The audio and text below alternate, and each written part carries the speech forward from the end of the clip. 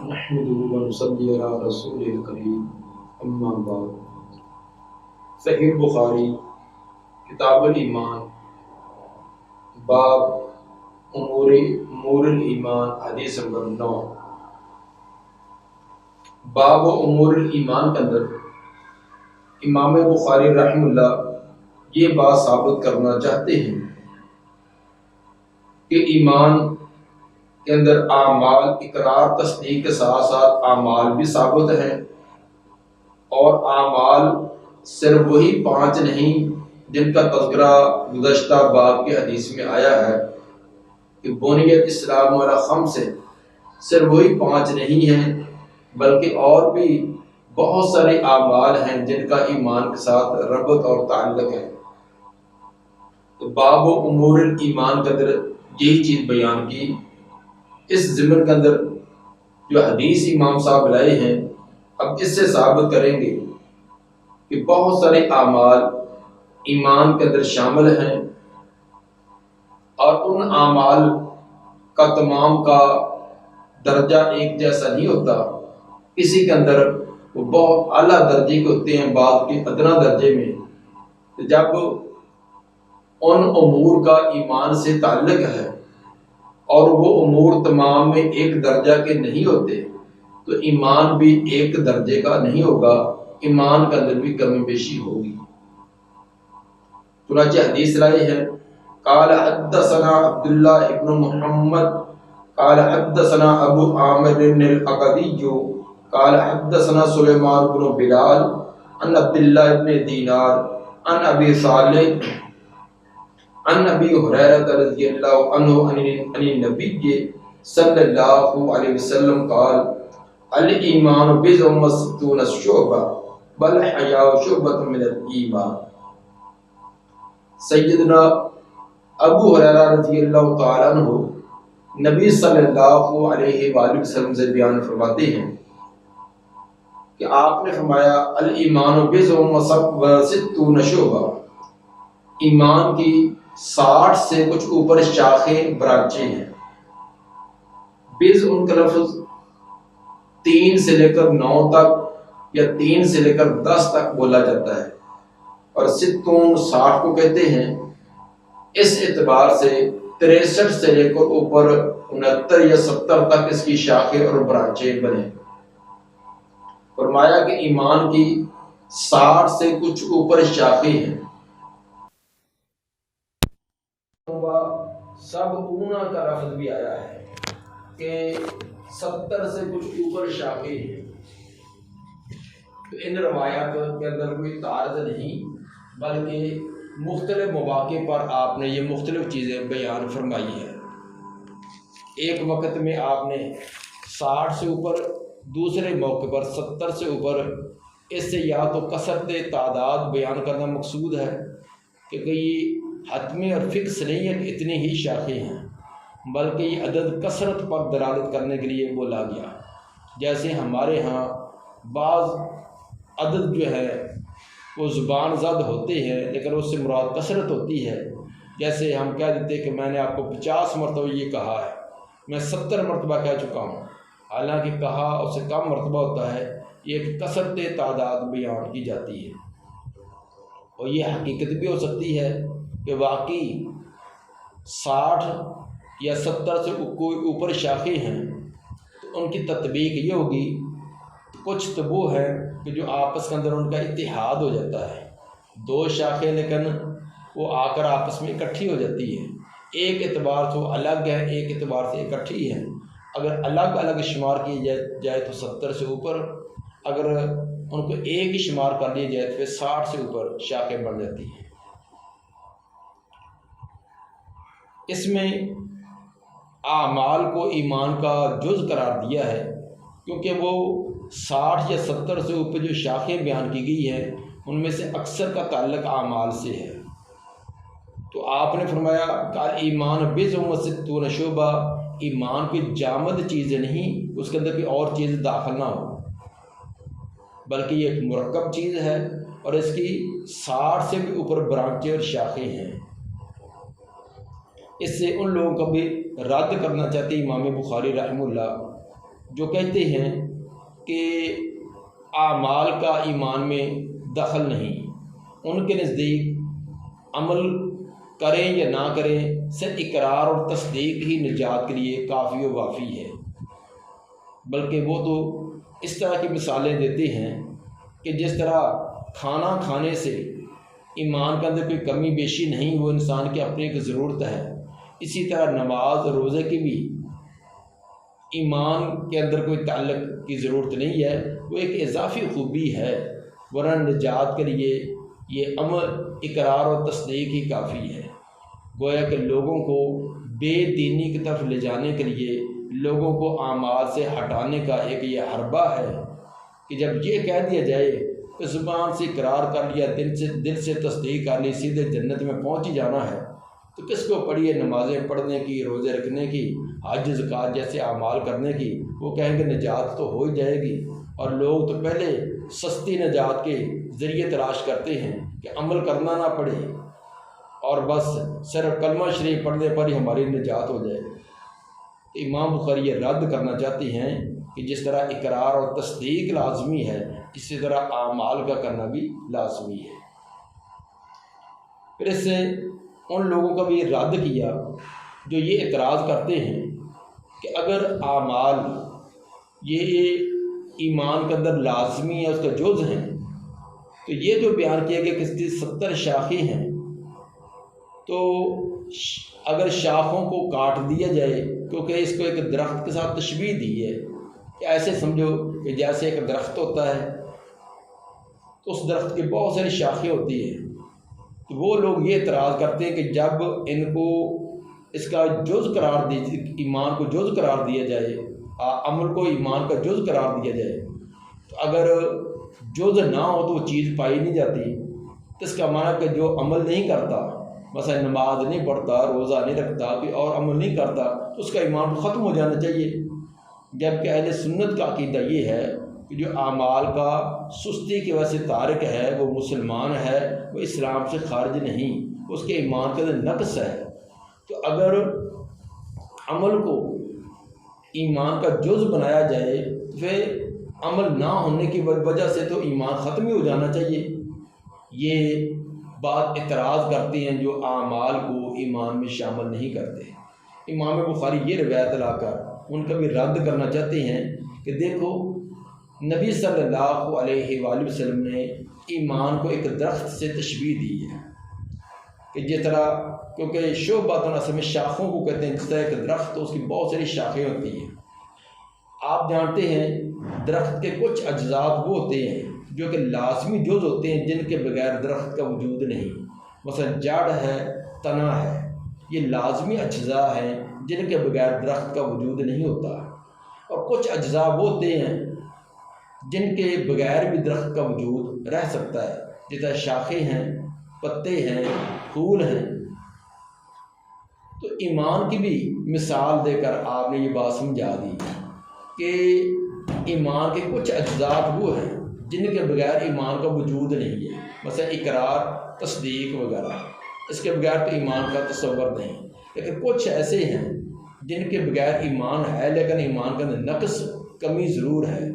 اگر وہ کریں گے تو ایمان کامل ہوگا، اگر نہیں کریں گے تو ایمان ناقص اور ادھورا ہوگا، اور ناقص اور ادھورا ایمان اس پر نجات کا دار و مدار خود وضع کر لینا کہ ہمیں اتنا ہی کر لینے سے نجات ہو جائے گی، تو یہ درست، یہ عقیدہ، یہ نظریہ درست نہ ہوگا۔ بہرحال جس طرح درخت کے بعض اجزاء لازمی جز ہوتے ہیں اور بعض لازمی نہیں ہوتے، لیکن اس کی حسن، خوبصورتی اور تکمیل کے لیے ہوتے ہیں، بے عین جیسے درخت جو ہے اس کے کچھ اجزاء لازمی ہے، کچھ لازمی نہیں۔ ان جو ایمان کی شاخوں کے بارے میں بیان کیا گیا ہے کہ یہ 60 سے اوپر ہیں، اس بارے میں امام ابن حبان رحمہ اللہ فرماتے ہیں کہ میں نے اس بات کی تحقیق کی تو جو اطاعت والے کام ہیں، جو نیکی والے اطاعت والے کام ہیں، میں نے ان کو احادیث میں سے شمار کیا۔ جب ان تمام کو شمار کیا تو ان کی تعداد 60-70 بڑھ کے اس سے بھی کئی گنا بڑھ گئی، جبکہ حدیث کے اندر تو 60 سے اوپر یا 70 سے اوپر بیان کی گئی ہے۔ پھر میں نے وہ اعمال گننے شروع کیے، تلاش کیے جن پر ایمان کا اطلاق ہے، وہ اعمال، وہ عمل جن پر ایمان کا اطلاق کیا گیا ہے۔ تو جب وہ احادیث میں نے شمار کیے تو ان کے تعداد 60 سے کافی کم رہ گی۔ پھر میں نے وہی اعمال قرآن سے تلاش کیے کہ جن پر ایمان کے اطلاق ہے، تو وہ ان کی تعداد بھی کم رہی۔ پھر میں نے قرآن اور حدیث دونوں کے اندر وہ اعمال تلاش کیے جن پر ایمان کے اطلاق ہے، تو ان کی تعداد واقعی اتنی ہوئی جو آپ نے بیان کی ہے، یعنی وہ ان کی تعداد 69 ہوئی، کیونکہ بضع و سب و ستون کا لفظ یہ 63 سے 69 تک ہے، اور بعض روایات کے اندر 69 کی الگ وضاحت بھی آئی ہے۔ اور پھر ان اعمال کی تعداد کو امام بہقی نے شعب الایمان کتاب لے کر ان تمام کی وضاحت بھی کی ہے، ان تمام کو ترتیب سے جمع بھی کر دیا ہے۔ حافظ بن حجر رحمہ اللہ نے بھی ان کی طرح اشارہ فرمایا ہے، اور انہوں نے جو ان اعمال کی تقسیم کی ہے وہ 3 طرح کی ہے۔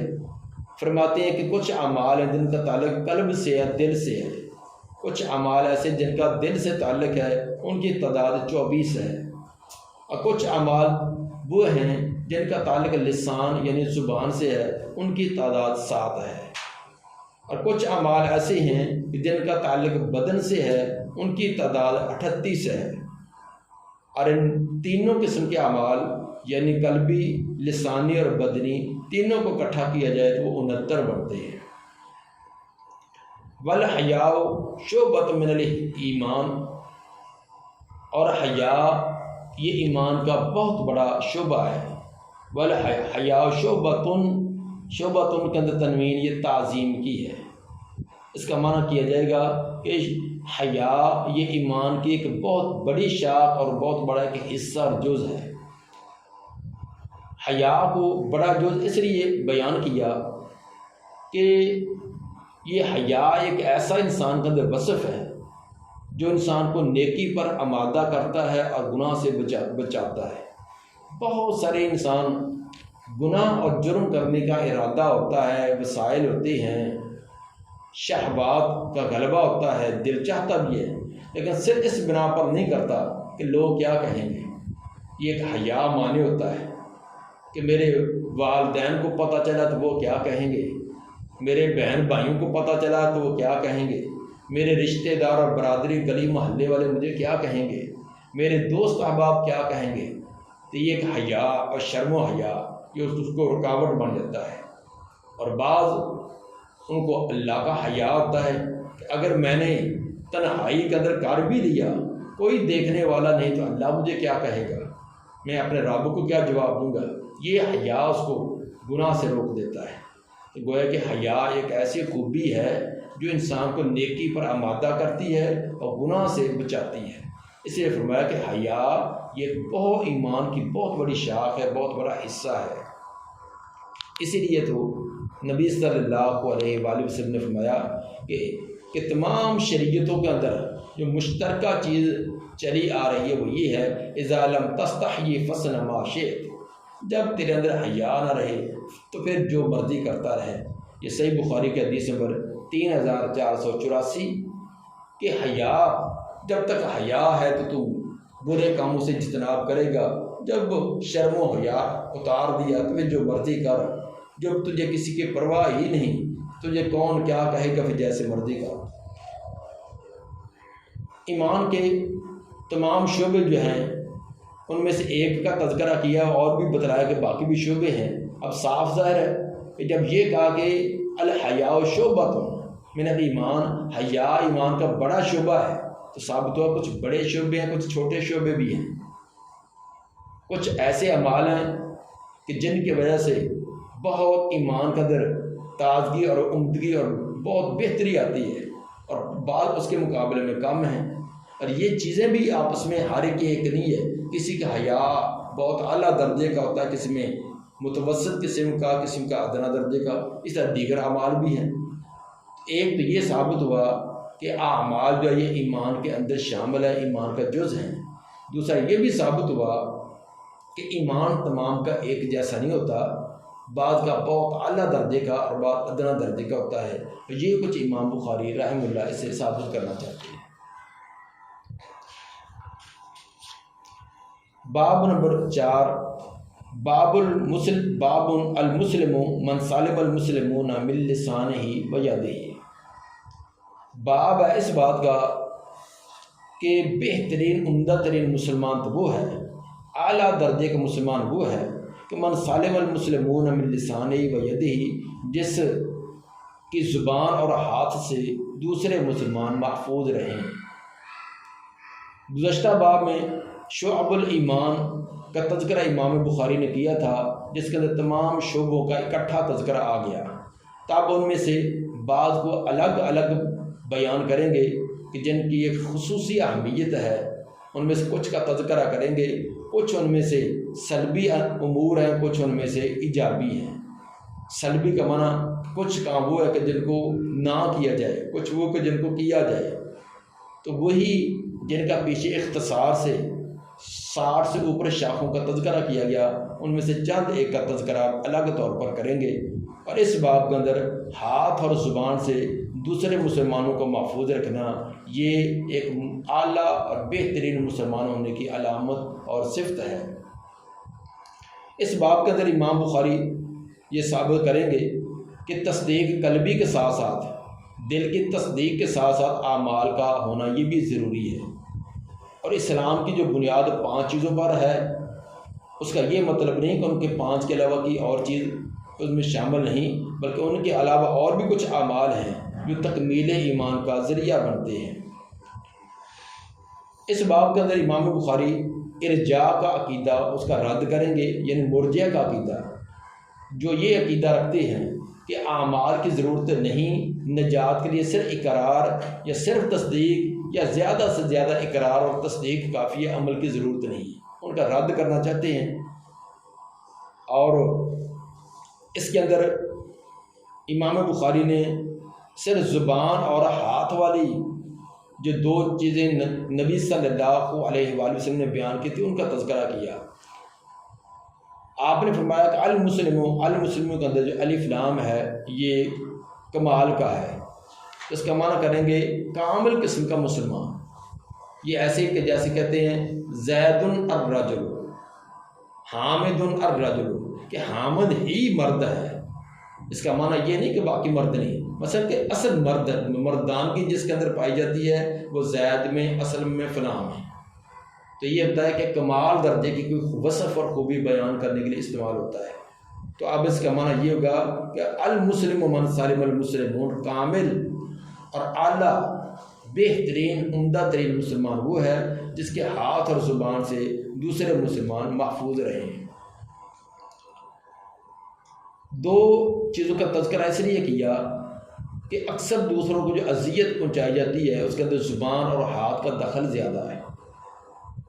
یقیناً جس کی زبان اور ہاتھ سے دوسرے محفوظ رہیں گے تو اس کے باقی اعضاء سے دوسرے محفوظ رہیں گے.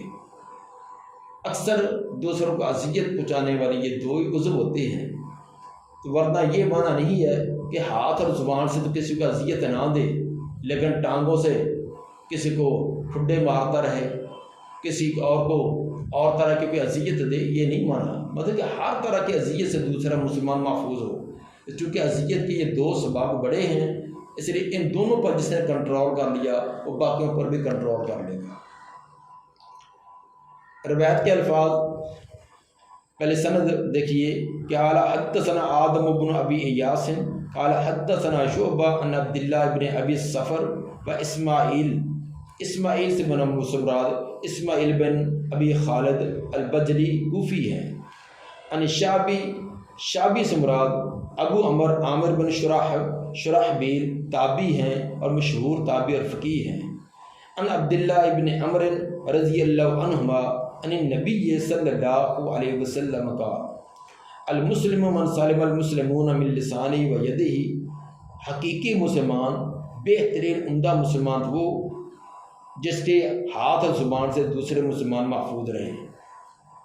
ایک روایت کے اندر مسلم کی جگہ المومن کا لفظ بھی آیا ہے. صحیح ابن حبان کی حدیث نمبر 510 اس میں الفاظ یہ ہیں المومن من آمن الناس، حقیقی مومن وہ ہے جس کے ہاتھ اور زبان سے دوسرے مسلمان محفوظ رہیں۔ تو ثابت ہوا کہ ایمان اور اسلام یہ دونوں ایک ہی معنی میں ہے، ایک روایت کے اندر اسلام المسلم کا لفظ، ایک کے اندر المومن کا لفظ ہے۔ والمہاجر من حاجر ما نہی اللہ عنہ، اور اصل مہاجر وہ ہے جو چھوڑ دے ان چیزوں کو جن سے اللہ نے روکا ہے۔ مہاجر ہجرت کا معنی ہوتا ہے چھوڑ دینا۔ مہاجر کو بھی اس لیے مہاجر کہتے ہیں، وہ اللہ کی رضا کے لیے اپنا گھر، اپنا وطن، اپنا علاقہ چھوڑ دیتا ہے۔ تو ہجرت کا چونکہ معنی چھوڑ دینا ہے، اب اس لغوی معنی کا اعتبار کرتے ہوئے کہا کہ حقیقتاً مہاجر تو وہ ہے وہ جیسے گھر، علاقہ، مکان چھوڑ کر آیا ہے، اسی طرح ہر برائی والی چیز، ہر جرم اور گناہ والی چیز کو چھوڑ دے۔ جن جن کاموں سے بھی اللہ اس کے رسول نے روکا ان تمام کو چھوڑ دینا، تمام سے اپنے آپ کو بچا لینا۔ اصل ہجرت تو یہ ہے، صرف ایک جگہ چھوڑ کر آ جائے، باقی تمام اعمال اسی طرح، جرائم اسی طرح ہوں، غلطیاں اسی طرح ہوں، تو پھر تو ہجرت کا کوئی فائدہ نہ ہوا۔ کہ جس طرح ظاہری طور پر اپنی علاقے کو، وطن کو، قوم برادری کو چھوڑا ہے، اسی طرح ہر جرم کو، ہر ظلم کو، ہر گناہ کو ان کو بھی چھوڑ دے۔ اصل مہاجر وہ ہوا۔ اس کے اندر بھی المہاجر کو الف لام جو وہ اکمال کا ہوگا کہ کامل مہاجر وہ ہے کہ جو ہر اس چیز کو چھوڑ دے جس سے اللہ تعالیٰ نے روکا ہے، منع کیا ہے۔ اس طرح ہجرت کی دو قسمیں اہل علم نے بیان کی ہیں، ایک ہجرت عامہ اور ایک ہجرت خاصہ۔ ہجرت عامہ سے مراد کہ تمام ممنوعات کو چھوڑ دینا، عام ہر منع، ہر ممنوع چیز کو چھوڑ دینا، یہ ہجرت عامہ ہے۔ دوسری ہجرت خاصہ کہ خاص یعنی اپنے علاقے کو، دار الکفر کو، یا ایسا علاقہ جہاں دین پر عمل کرنا ناممکن تھا یا مشکل تھا، اس کو چھوڑ کر ایسے علاقے میں چلا جانا جہاں ایمان اسلام پر عمل کرنا آسان ہو، ممکن ہو، تو اس کو کہتے ہیں ہجرت خاصہ۔ اسی طرح ایک اور بھی تقسیم کی ہے، ہجرت ظاہرہ اور ہجرت باطنہ۔ ہجرت باطنہ سے مراد باطنی طور پر، اندرونی طور پر ہر لغویات سے، کفریات سے، شرک سے، شیطانی وساوس سے ہر چیز کو ترک کر دینا، اپنے دل کو اس بات پر باندھ لینا کہ ہر غلط کام کو میں نے قریب نہیں جانا، ہر کوئی طور ترک کر دینا، چھوڑ دینا باطنی طور پر۔ دوسری ہجرت ظاہرہ، ظاہری طور پر ہر برائی سے، ہر غلط کام سے اپنے آپ کو روک لینا۔ تو اندرونی باطنی طور پر بھی، قلبی طور پر بھی اور ظاہری طور پر بھی تمام اعمال سے اپنے آپ کو بچا لینا۔ جو دونوں پر عمل کرنے والا ہے اس کو کہیں گے یہ المہاجر، یہ خاص مہاجر ہے۔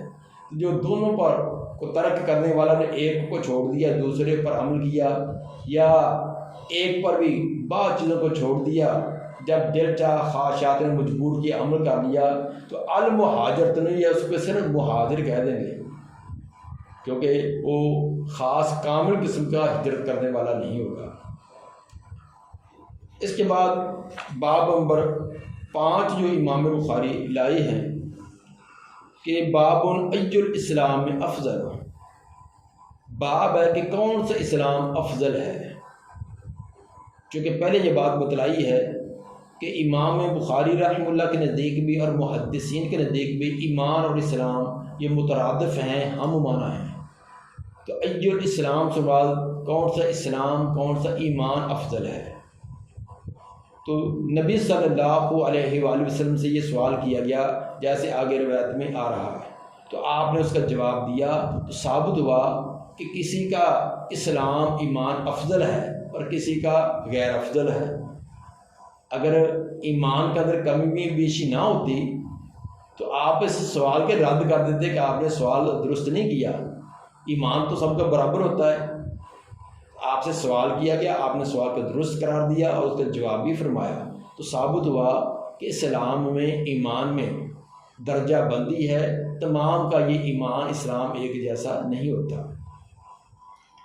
اور اس باب کو قائم کر کے امام بخاری رحمہ اللہ خارجیوں اور معتزلہ کا بھی رد کرنا چاہتے ہیں، جو یہ کہتے ہیں کہ کبیرہ گناہ کا ارتکاب کرنے والے اسلام سے خارج ہیں، کبیرہ گناہ کا ارتکاب کرنے والوں کو اسلام سے کان سے پکڑ کر باہر نکال دیتے ہیں، تو امام بخاری ان کا رد کرنا چاہتے ہیں کہ کبیرہ گناہ کا ارتکاب کرنے کے والے کے ایمان اور اسلام کا فرق تو آئے گا، کمزوری تو آئے گی، لیکن اسلام سے خارج نہیں ہوگا۔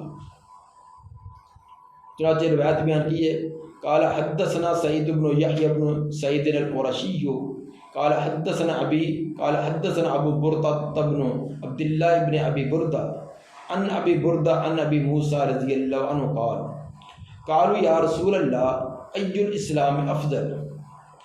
حضرت ابو موسیٰ اشعری رضی اللہ عنہ فرماتے ہیں کہ صحابہ کرام نے سوال کیا، اللہ کے رسول ای الاسلام افضل، کون سا اسلام افضل ہے، کون سا اسلام بہترین ہے؟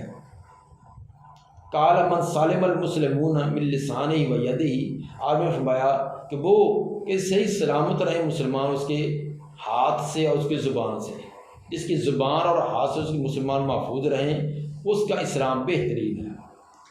یہاں ایک بات ذہن میں رہنی چاہیے، لفظ ایو یہ ہمیشہ مضاف ہوتا ہے، اور آگے جس چیز کی طرف مضاف ہو یعنی جو اس کا مضاف ہے تب وہ جمع آتا ہے، لیکن یہاں ایو الاسلام، اسلام کا لفظ واحد ہے، یہاں لازمی طور پر نحو کے اصول اور قانون کے مطابق یہاں کوئی لفظ محذوف ماننا پڑے گا، تو اصل کے اندر یہاں عبارت بن جائے گی ایو ذویل اسلام افضل، کون سا اسلام والا افضل ہے۔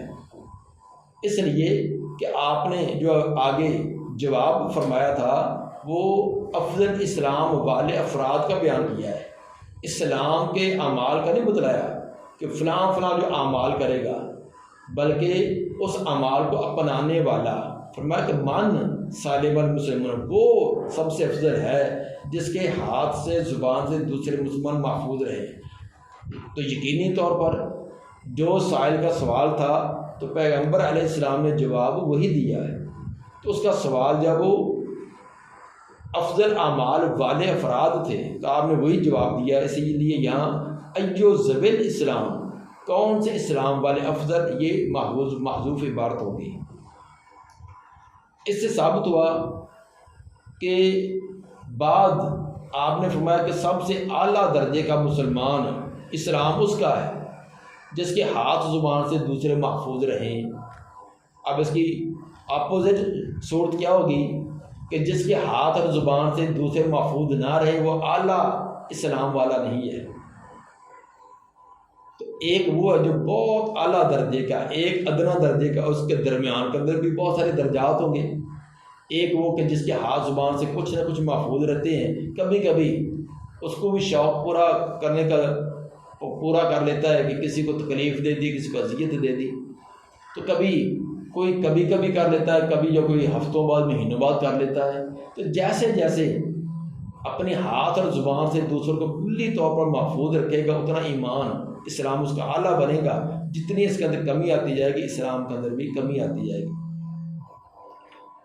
اب اس سے یہ تو ثابت ہوا کہ بعض مسلمان اپنے اعمال کی وجہ سے دوسروں سے افضل ہوتے ہیں، تو اعمال جو ہیں یہ بھی ایمان کے اندر شامل ہے اور ایمان کے اندر درجہ بندی بھی ہے۔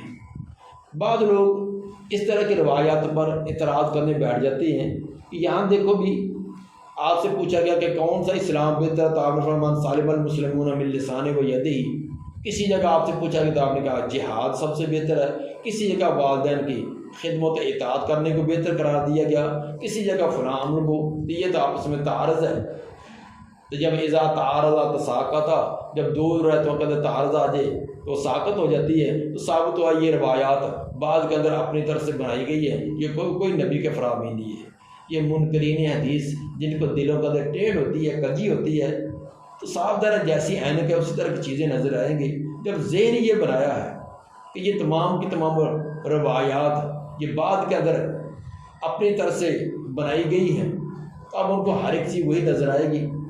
تو جو نبی کے ساتھ انتہا درجے کی عقیدت و محبت رکھنے والا ہے، تو نبی کی ہر بات کو سچ اور حق ماننے والا ہے، اس کو تو نبی کے فراہمی میں کوئی ٹیڑھ نظر نہیں آتی، کوئی اختلاف نظر نہیں آتا۔ وجہ یہ ہے کہ زمان اور مکان کے اعتبار سے اور سائل اور انسان کے اعتبار سے آپ نے مختلف مواقع پر یہ مختلف جواب دیے۔ ایک آدمی آپ نے دیکھا اس کے اندر باقی اعمال تو اس کے بہت اعلیٰ درجے کی ہیں، لیکن جہاد کے اندر تھوڑی سی کمی ہے، اس کو جہاد کی ترغیب دلائی ہے۔